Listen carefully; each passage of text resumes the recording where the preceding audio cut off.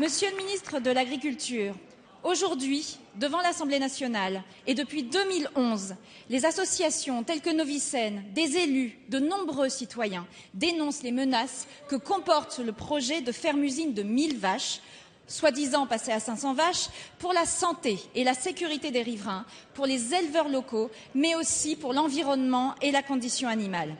À plusieurs reprises, vous avez vous-même exprimé des doutes sur ce modèle agricole, notamment au regard du risque de destruction d'emplois dans la filière. Le ministre de l'Écologie a également reconnu que les fermes-usines géantes ne correspondaient pas au modèle agricole souhaité pour notre pays, tout en regrettant que la législation actuelle ne permette pas d'empêcher de tels projets. Aujourd'hui, nous avons enfin l'occasion que nous attendions pour faire évoluer cette législation. Dès cet après-midi, nous examinerons le projet de loi que vous portez et qui vise à promouvoir une agriculture durable et humaine. Les députés écologistes ont fait des propositions pour empêcher ces projets agro-industriels démesurés et purement financiers, en contrôlant davantage les transactions sur le foncier et en encadrant la méthanisation. Celle-ci ne doit pas réduire l'agriculture à un faux prétexte pour alimenter une production d'énergie lucrative. De même, la taille des exploitations doit être limitée pour éviter les agrandissements qui poussent à toujours plus de gigantisme, y compris pour les élevages porcins. Pour l'heure, vous avez repoussé ces amendements. Je souhaite donc vous interroger aujourd'hui pour savoir quelles mesures vous comptez inscrire dans cette loi pour éviter des dérives telles que la ferme des 1000 vaches. En ce début d'année, je forme le vœu que la réforme vers une agriculture durable ne soit pas polluée par des projets qui véhiculent un modèle totalement contraire. Je vous remercie.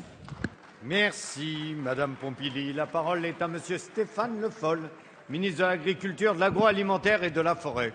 Monsieur le Président, Madame la députée, vous avez évoqué un projet. D'abord, je voudrais vous confirmer le fait que ce n'est pas un projet de 1000 vaches, mais bien aujourd'hui, après l'intervention du gouvernement et du ministre de l'Écologie, un projet qui concerne 500 vaches.